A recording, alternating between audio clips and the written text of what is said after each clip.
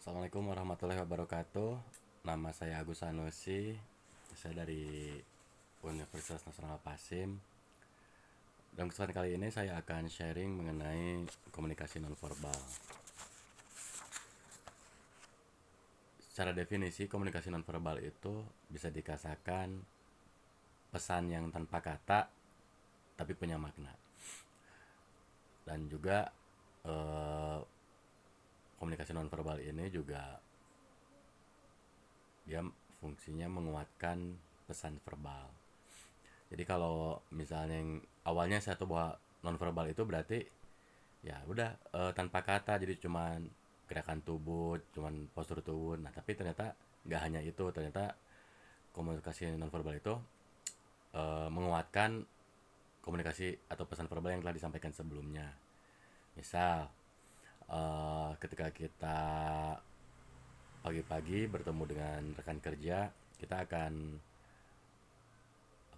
mengucapkan salam sekaligus berjabat tangan. Jadi ucapan salamnya adalah komunikasi verbalnya, berjabat tangannya adalah komunikasi non verbalnya.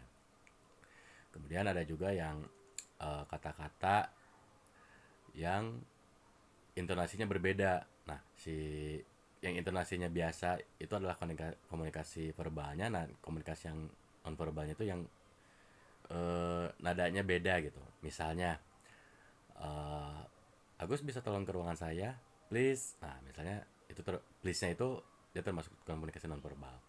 Nah, kemudian fungsi dari komunikasi nonverbal itu sendiri antara lain menyampaikan sebuah makna meskipun tidak harus meskipun komunikasinya tanpa kata.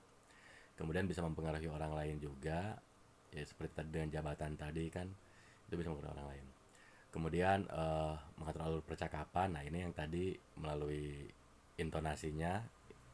Nah, kemudian terakhir adalah ekspresi identitas. Jadi eh, gestur tubuh atau gerakan tubuh itu, gestur tubuh atau gerakan tubuh dari kita itu bisa menjadi identitas tentang kita. Misalnya kalau lagi cemberut gitu sehari-harinya, ya berarti sepertinya sedang ada masalah gitu. Tapi kalau misalnya selalu tersenyum berarti eh, sedang ceria. Kemudian dalam kehidupan saya sehari-hari di pekerjaan saya di production admin support, beberapa komunikasi nonverbal yang biasa saya lakukan diantaranya yaitu ucap salam yang disusul dengan berjabat tangan. Namun kalau saat covid sekarang kan kita agak jaga jarak ya 1 meter, jadi jabat tangannya itu diganti sama kayak kepalan sama ketemu kepalan kayak gini nih, kayak gitu. Kemudian kontak mata, jadi ketika sedang dalam acara meeting itu usahakan selalu kontak mata, baik kita sebagai audiens ataupun kita sebagai presenter. Kemudian mengangguk-anggukkan kepala, jadi ketika si pembicara sedang menyampaikan sesuatu, saya selalu menganggukkan kepala yang mengartikan bahwa oh, saya paham dengan apa yang disampaikan. Tapi ketika misalnya ada yang saya nggak paham, di situ saya akan geleng-geleng, dan nanti eh, ketika dalam sesi pertanyaannya atau sesi tanya jawabnya saya akan mengangkatkan tangan, mengacungkan tangan yang menandakan bahwa saya akan bertanya.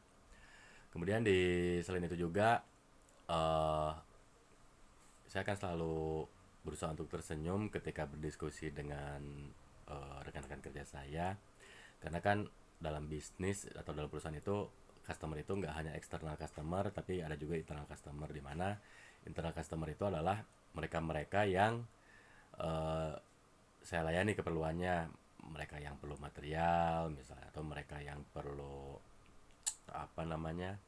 perlu masukan, terutama yang karyawan-karyawan baru yang misalnya menanyakan tentang gimana sih budayanya di GE gitu. Nah, dalam dalam kondisi tersebut saya selalu tersenyum yang menandakan bahwa saya selalu terbuka gitu untuk mereka, dan mereka nggak perlu sungkan atau nggak perlu ragu untuk menanyakan apapun misal.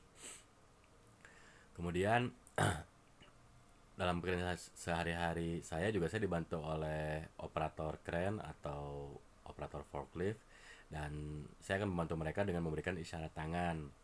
Entah itu isyarat tangan, terus terus, atau misal ke kanan ke kanan ke kanan, atau ke kiri gitu, untuk membantu si operator kren atau operator forklift itu dalam peletakan barangnya. Nah kemudian ada kalanya dalam meeting, dalam pertemuan karyawan 4 bulanan, di mana di situ akan akan diumumkan ada beberapa karyawan yang mendapatkan reward. Nah ketika setiap nama karyawan disebutkan yang mendapatkan reward, dan karyawan yang mendapat reward itu maju ke depan, maka kami akan senantiasa bertepuk tangan sebagai isyarat bahwa kami juga ikut memuji mereka yang mendapatkan reward, meskipun yang lainnya yang kerjanya udah maksimal belum mendapatkan reward, namun itu pasti ada gilirannya. Baik, itu saja contoh-contoh komunikasi nonverbal yang ada di tempat kerja saya. Mohon maaf bila ada kesalahan dan kekurangan. Wassalamualaikum warahmatullahi wabarakatuh.